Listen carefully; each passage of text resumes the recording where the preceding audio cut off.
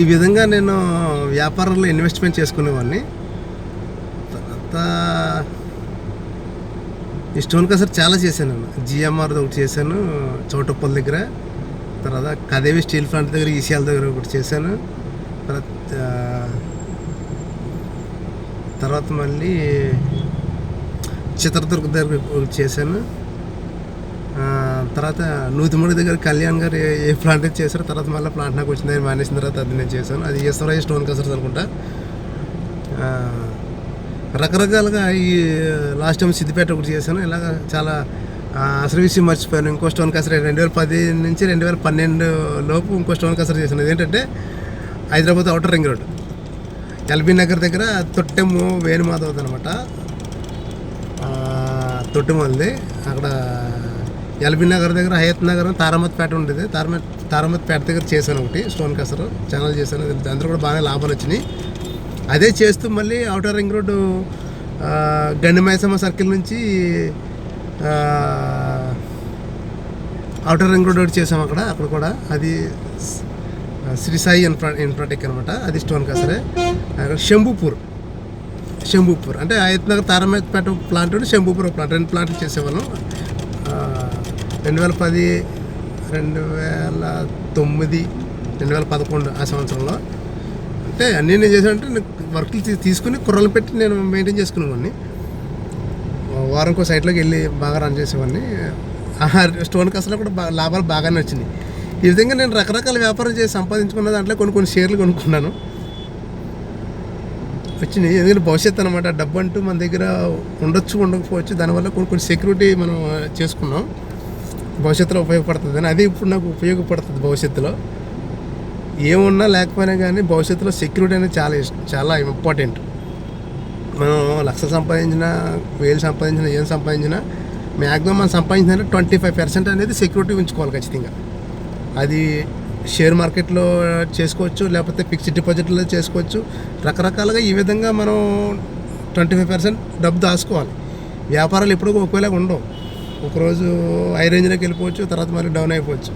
రకరకాల security deposit ఖచ్చితంగా అవసరం. ఆ విధంగా నేను సెక్యూరిటీ అయితే చేసుకున్నాను. అందుకే నేను ధైర్యంగా ఉన్నాను. నేను పోతే ఈ విధంగా వ్యాపార రీత్యా చేసాం, కానీ నాకు మనశ్శాంతి లేదు. డబ్బు సంపాదించాం, మనం తిరగని కారు లేదు. నాకు అంటే నా స్టేటస్ తగ్గట్టు రకరకాల బైక్స్. అదేవిధంగా 2014, 15, 16, 17, 18 5 సంవత్సరాలు కూడా పల్లంకూరు నుంచి అమలాపురం ఫ్రీ సర్వీస్ ఆటో కూడా తిరిగేది మంది. రకరకాల సేవలు చేసేవాళ్ళం. వచ్చిందంటే 10-15% ప్రజలకి ఎక్కువ పెట్టేవాడిని నేను.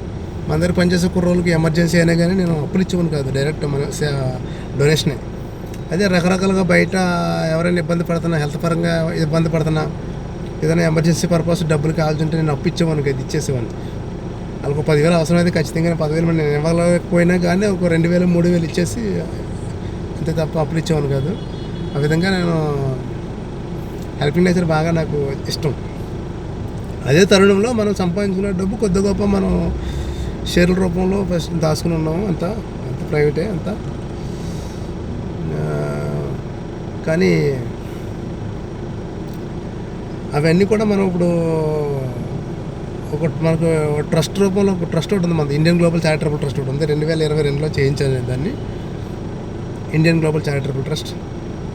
తర్వాత మనకు ఇంకో ట్రస్ట్ ఒకటి ఉంది, Raghukumar social welfare charitable trust. అంటే మన కుర్రోళ్ళు ఇండియన్ గ్లోబల్ చారిటబుల్ ట్రస్ట్ అంటే నీ పేరేం కనపడట్లేదు కదా అన్న, నీ పేరు మీద ఒక రిజిస్ట్రేషన్ చేయించంటే నేను రవికుమార్ సోషల్ వెల్ఫేర్ చారిటబుల్ ట్రస్ట్ని చేయించాను మనం. అలాగే 2 ట్రస్టులు. ఫస్ట్ ట్రస్ట్ నుంచి మన యాక్టివిటీస్ బాగానే చేస్తున్నాం. ప్రజా ప్రయోజనార్థం మాత్రమే ట్రస్ట్ మనం చేసింది. నేను సంపాదించింది మ్యాక్సిమం దాంట్లో 40%, 60% అంతా ట్రస్ట్లోకి వెళ్ళిపోద్ది. దాని నుంచి సేవ చేస్తూ ఉంటాను నేను. ఈ విధంగా ఇది నా పరిచయం. కానీ ఇప్పుడు నేను సంపాదించిన దాంట్లో మ్యాక్సిమం 60-40% ప్రజలకి సేవ చేసి పెడుతున్నా, నాకు మనశ్శాంతి లేదు. ఫ్యామిలీ మ్యాటర్ కంటే అది చెప్పుకోదగ్గ అదేమీ లేదు, అది వేస్ట్ చెప్పుకున్నా. కానీ అది అంత కామనే. ఫ్యామిలీ మ్యాటర్ని మనం ఇన్వాల్వ్ చేయకూడదు కదా, అంతా ఓకే. లాస్ట్ టైం ఇన్ని చేసాము, ఇన్ని వ్యాపారాలు చేసాము, ఎన్ని ఇన్వెస్ట్మెంట్లు చేసాము, అంతా ఓకే. కానీ నాకు కొంచెం పిచ్చి ఒకటి ఉంది, పొలిటికల్ పిచ్చి. లాస్ట్ టైం 2019లో ముమ్మడవరం కాన్స్టిట్యున్సీకి ఇండిపెండెంట్గా పోటీ చేయడం జరిగింది. అది గూగుల్లో సెర్చ్ చేసుకోవచ్చు. అదేవిధంగా 2024లో కూడా నేను పోటీ చేయడం జరిగింది ఇండిపెండెంట్ కింద. అంటే మీరు గూగుల్లో సెర్చ్ చేయొచ్చు. చీకురుమెల్లి రవికుమార్ అని స్పేస్ సెర్చ్ చేయండి గూగుల్లో. ఏంటి Cheekurumelli, CHEEKURUMELLI Cheekurumelli space Ravikumar, REVIKUMAR Ravikumar. Cheekurumelli Ravikumar గూగుల్లో సెర్చ్ చేయండి, నా డేటా వచ్చేస్తుంది. అయినా పోటీగా నాకు మనశ్శాంతి లేదు. అక్కడ కూడా ఎంత సంపాదించిన మనశ్శాంతి లేదు అసలు. ఏదో ఒకటి. కానీ దానికోసమే నేను మధ్యలో నా ఫ్రెండ్ ఒకడు ఉండేవాడు సినీ ఫీల్డ్లో, అసిస్టెంట్ డైరెక్టర్ కింద చేస్తున్నాడు. చాలాసార్లు కూడా నేను అనుకున్నాను సినీ ఫీల్డ్లోకి వెళ్ళిపోద్దామని. కానీ నా గోల్ వేరు. మనం బాగా డబ్బు సంపాదించి 10 మంది సేవలు చేయాలి, ట్రస్ట్ రూపంలో అందరూ సహాయం చేయాలి, మనం ట్రెండ్ సెట్ చేయాలి, బడుగు బలహీన వర్గాలకి మనం ఉపయోగపడాలి. మనం సంపాదించిన సొమ్ము అంతా కూడా బడుగు బలహీన వర్గాల అభివృద్ధికి ఉపయోగపడాలి, ఎడ్యుకేషన్కి మనం ఉపయోగించాలి. వెనకబడ్డ తరగతులందరికీ ఎడ్యుకేషన్ పరంగా ఉపయోగించాలి. ఒక మంచి ఎయిమ్తో, మంచి గోల్తో నేను చాలా కసిగా కష్టపడి సంపాదించాను. ఆ విధంగా చేసి నాకు మనశ్శాంతి అనేది లేదు. దానికోసమే నాకు ఇష్టమే సినీ ఫీల్డ్. నాకు సరదాగా చాలామంది కుర్రలంతా చాలామంది సినీ ఫీల్డ్లో ఉన్నారు. నాకు ఆ క్యారెక్టర్ ఉంటారు, ఈ క్యారెక్టర్ ఉంటారు అనేవాడిని. రారా బాబు నీకేంటి అనేవారు, కానీ నేను వెళ్ళేవాడిని కాదు. నాకు యాక్టింగ్ అంటే చాలా ఇష్టం, కానీ ఏంటంటే దాని మీద నేను కాన్సన్ట్రేషన్ చేయలేకపోయాను. కానీ మనశ్శాంతి అనేది ఈ సినీ ఫీల్డ్లోనే ఉంటుంది. ఎంత డబ్బు సంపాదించినా కానీ దాని ఆనందం వేరని తెలుసుకున్నాను. కానీ ఏంటంటే దాని గురించే నేను ఆర్కే గ్లోబల్ ఫిల్మ్స్ అని నేను ఒకటి యూట్యూబ్ క్రియేట్ చేశాను. దీన్ని కూడా త్వరలో రిజిస్ట్రేషన్ చేపిస్తాను. దీని నుంచి మనం కొన్ని షార్ట్ ఫిల్మ్స్, సొసైటీకి ఉపయోగపడే మెసేజ్లు మనం షార్ట్ ఫిల్మ్ రూపంలో ప్రజలకు అందించాలనేది నా చివరి ఎయిమ్. అంటే సినీ ఫీల్డ్లో మనకి ఏం గోల్స్ పెట్టుకోలేదు, ఏం పెట్టుకోలేదు. కొద్ది గొప్ప మనం బతకడానికి సంపాదించేసుకున్నాం చాలు. ఎంతో కొంత ప్రజలకి మనం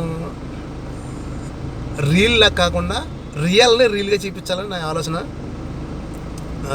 కొన్ని సబ్జెక్టులు క్లియర్గా నాలెడ్జ్ పంచాలి. ఆ విధంగా నాలెడ్జ్ పెంచాలనుకుంటాం. దానికోసమే మనం ఫీల్డ్లోకి ఎంటర్ అయ్యాం. కానీ ఈ ఫిల్మ్స్ మనం తీయడానికి కొంచెం టైం పడుతుంది.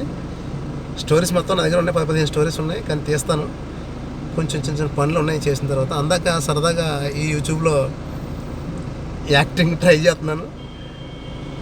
చాలా చూస్తున్నాం, రీల్స్ ఎక్కువగా ట్రెండింగ్ అదే ఉంది. ఎక్కువ రీల్స్ సాంగ్స్ని లిప్ మూమెంట్ తోటి వాళ్ళు పాడడం, బాగా ఫ్యాన్స్ని సంపాదించుకోవడం నేను చూశాను. కానీ మనం కూడా కొన్ని సందర్భాల్లో కేవలం సంతోషం కోసమే, నేను హ్యాపీగా ఉండడం కోసం, నేను సంతోషంగా ఉండడం కోసం, నా మనసుని సంతోషంగా ఉల్లాసంగా ఉంచడం కోసం మాత్రమే నేను ఈ రీల్స్ చేయాలని అనుకున్నాను.